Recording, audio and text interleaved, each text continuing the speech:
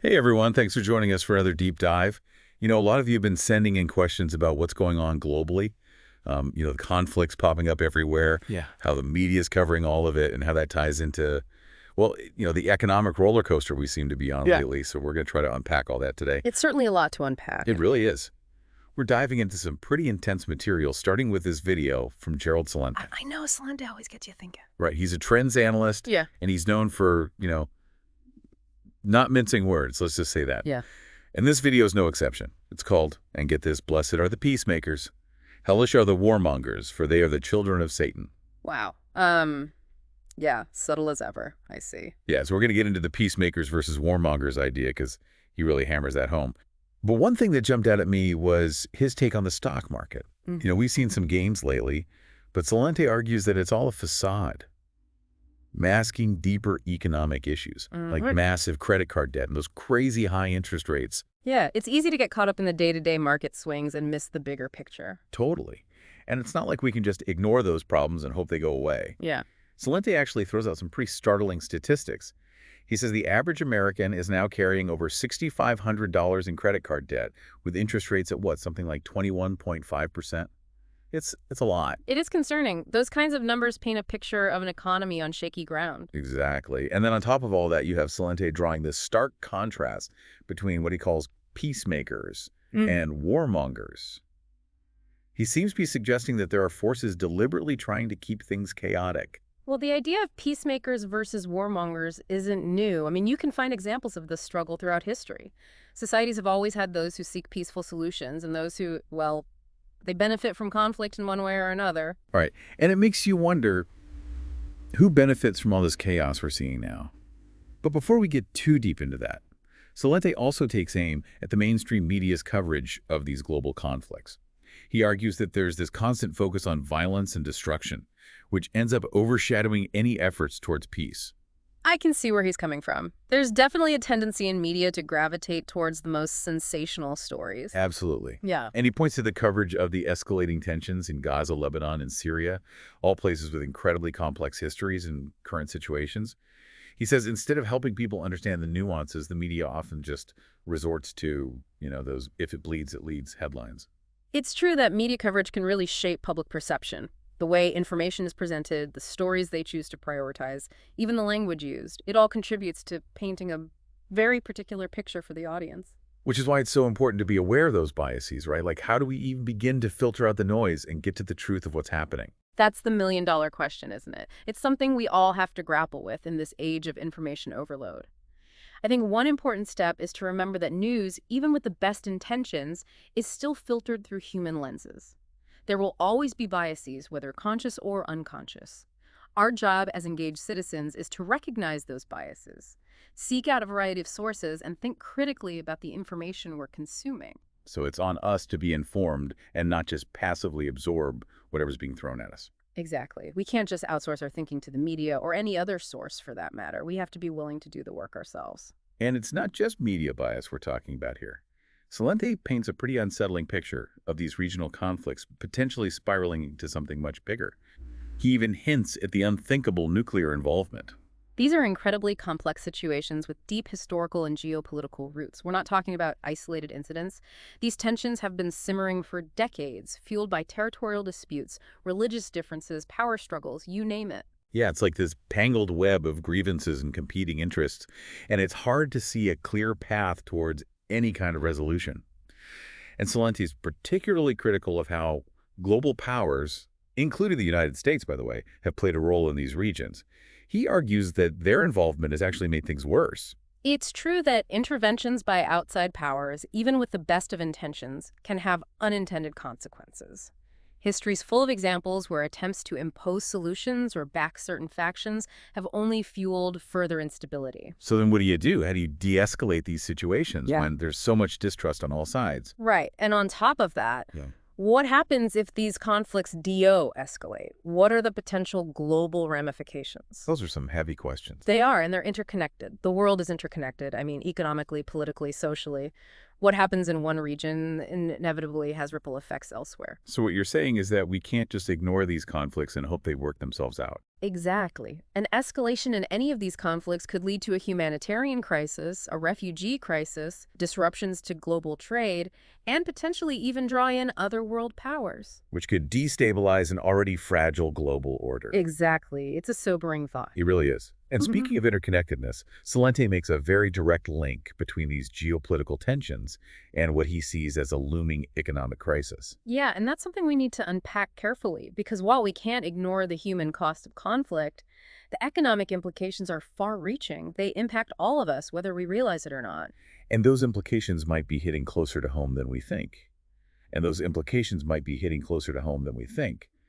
Celente argues that these recent stock market gains, they're basically a distraction, like a temporary illusion masking this much deeper economic malaise. Yeah, it's like we're putting a Band-Aid on a broken bone. Exactly.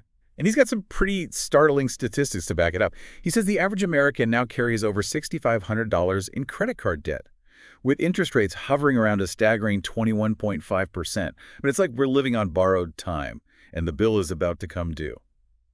There's definitely a sense of economic unease right now. Inflation, rising interest rates, geopolitical uncertainty, it all adds up.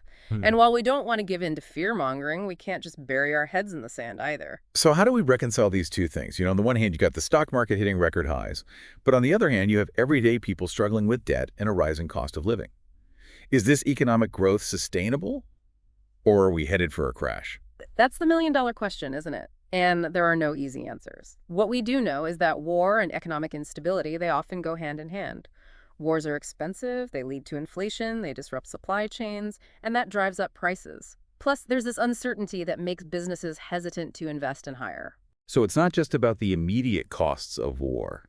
It's the long-term economic fallout that can last for years, even decades. Absolutely. Think about the costs of rebuilding infrastructure, caring for refugees, addressing the psychological and physical scars of conflict. These are long-term economic burdens. It's like trying to rebuild your life after a natural disaster. Even when the immediate crisis is over, the aftershocks can linger for years. Exactly. And in this case, those aftershocks are global. They impact everything from trade and investment to migration patterns and political alliances. It really highlights how interconnected everything is. Whether we realize it or not, we're all in this together. We are, and that's why these global conflicts, these economic tremors, they should matter to everyone, because what happens on one side of the one inevitably impacts the other. So if these conflicts continue to escalate, if the global economy does take a downturn, what does that mean for us as individuals? How do we prepare for an increasingly uncertain future? Where do we even begin? I know it can feel overwhelming, right? Like we're supposed to single-handedly solve global conflict and economic meltdowns in our spare time. It's a lot to process. It really is. But I think Celente offers a starting point. Remember how he talks about peacemakers?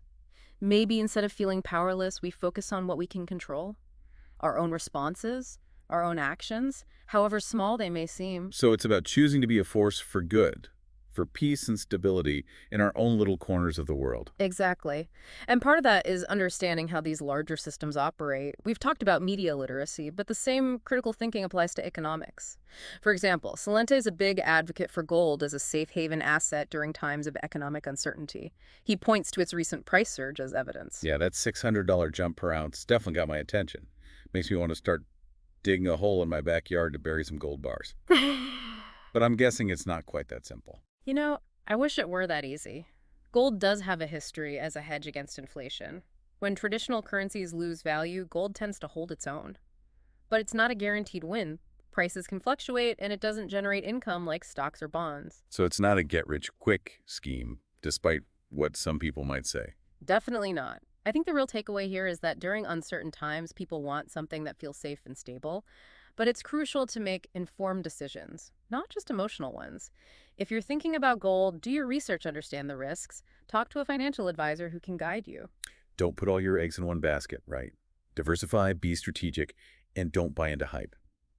That actually reminds me of another point Celente makes. He talks about the shrinking middle class and how the job market is changing. It feels like those safe and stable jobs our parents and grandparents relied on, they're becoming harder and harder to find. It's a complex issue for sure. Automation's changing the nature of work. Globalization has led to jobs moving overseas. And then you have the rise of the gig economy with more freelance and contract-based work. Celente specifically mentions retail and office jobs as being vulnerable. He predicts only modest holiday hiring in retail, which isn't a good sign. And he paints this kind of bleak picture of the office building boom going bust with more companies going remote. Those are definitely trends to watch. The nature of work is changing, there's no doubt about it, and that requires adaptability. It's not enough to learn one trade and stick with it for life anymore. People need to be ready to learn new skills, embrace lifelong learning, and be open to different career paths. Adapt or die, right? Well, let's not be so dramatic. It's about being proactive, not reactive. It's about figuring out what skills will be in demand in the future, whether that's in tech, healthcare, renewable energy, or other emerging fields. So it's not all doom and gloom. There are opportunities out there, but they require us to be informed, adaptable, and maybe a little bit brave in embracing change. Exactly. And that brings us back to Celente's call to action. He doesn't just want to leave us with a laundry list of global problems. Yeah. He wants us to be engaged citizens, to think critically, and to support peace movements. That idea of being a peacemaker that we talked about earlier, but on a larger scale, not just in our personal lives, but actively working towards a more peaceful and just world. Exactly. It can take many forms. Maybe it's supporting organizations working on conflict resolution. Maybe it's advocating for policies that promote peace and diplomacy. Maybe it's educating ourselves and others about the root causes of conflict. Or even just choosing to engage in respectful dialogue with those who hold different views. It's about recognizing that we do have agency. We do have the power to make a difference, even when faced with these seemingly insurmountable challenges. And I know it can feel daunting. It's easy to get overwhelmed by the sheer enormity of the problems we face, to feel like our individual actions are insignificant. But I think it's important to remember that even small acts of courage, compassion, and critical thinking can have a ripple effect. They can create positive change that extends far beyond ourselves. It's the butterfly effect. One small action leading to unforeseen and potentially huge consequences. Precisely. But the question is, how do we bridge the gap between those individual actions and systemic change? How do we move beyond personal responsibility to create a more just and sustainable world for everyone? That's the million-dollar question, isn't it? It's what's driven social movements and revolutions for centuries. And I'm not sure there's one single answer, one magic formula. I agree. But I think it starts with a shift in perspective. A shift from me to we. From seeing ourselves as isolated individuals to recognizing how interconnected we really are, to each other, to our communities, to the planet. When we understand that our well-being is tied to the well-being of others, that our actions have consequences far beyond ourselves, it changes how we move through the world. It's like realizing we're all in the same boat, sailing on this vast ocean of uncertainty together. We can either choose to fight amongst ourselves, or we can cooperate, share resources, and navigate the challenges collectively. Exactly. And that requires empathy, compassion, and a willingness to see beyond our own immediate needs and desires. It's about expanding our circle of concern to include not just ourselves and those closest to us, but our communities, our nation, the entire human family. But how do we translate that feeling of interconnectedness into concrete action? How do we move from feeling overwhelmed to feeling empowered? It's like we're drowning in information these days. How do we even begin to separate the wheat from the chaff? What's reliable and what's not? It's a challenge, for sure. One strategy is to really think about the source. Where's this information coming from? Who's behind it? The website, the article, that social media post. What are their motivations? Are they trying to inform you, persuade you, or just entertain you? So it's like checking the credentials of an expert before we take their advice. But in this case, we're doing it for every single thing we read or watch or hear. Exactly. And look for evidence, too. Is it based on facts and data, or is it just someone's opinion? Are they using manipulative language or emotional appeals? Those are red flags. It's about being skeptical, but not cynical, right? Like, we can be discerning without shutting ourselves off from new ideas. Exactly. Critical thinking is about asking questions. Don't just blindly accept everything you see and hear. If something sounds too good to be true, it probably is. And if someone's offering a simple solution to a complex problem, well, be wary. So question everything.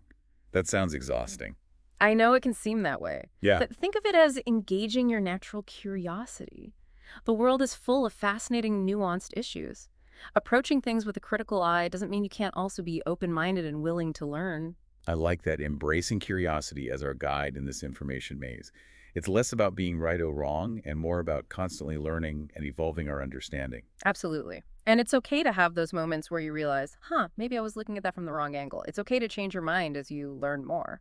It's like that saying about wisdom being about realizing how much you don't know. Exactly. And that process of realizing how much there is to learn, how complex these issues really are, it's humbling, but it's also incredibly empowering. Humbling, because we have to admit we don't have all the answers. But empowering, because it reminds us we always have more to learn, more ways to grow, more ways to make a difference. Well said. And that sense of agency, that belief that we can make a difference, that's what Celente is really advocating for. He wants us to be informed, engaged citizens, not just passive consumers of whatever narratives are being thrown our way. So it's not just about being critical thinkers. It's about being active participants in creating a better future. Exactly. It's about recognizing that we're not just bystanders in all this, we're co-authors. We have the power to choose a different path, to create a more just peaceful and sustainable world for ourselves and future generations. The message of hope, which feels really important after everything we've discussed today. So as we wrap up this deep dive into global conflict, media influence, and economic uncertainty, what's the one thing you hope our listeners take away from all of this? That even when things seem their bleakest, even when the world feels chaotic and unpredictable, our choices matter. We have agency, we have voices, and we have the power to create a better future. But it starts with each of us making conscious, informed choices every single day. Choices that align with the kind of world we want to live in. That's a powerful thought to end on. So to everyone listening, thank you for joining us on this deep dive. Keep exploring these issues, keep challenging your own assumptions, and keep finding your own unique ways to make a positive impact on the world. Because ultimately, the future is not something that happens to us. It's something we create together, one conscious choice at a time.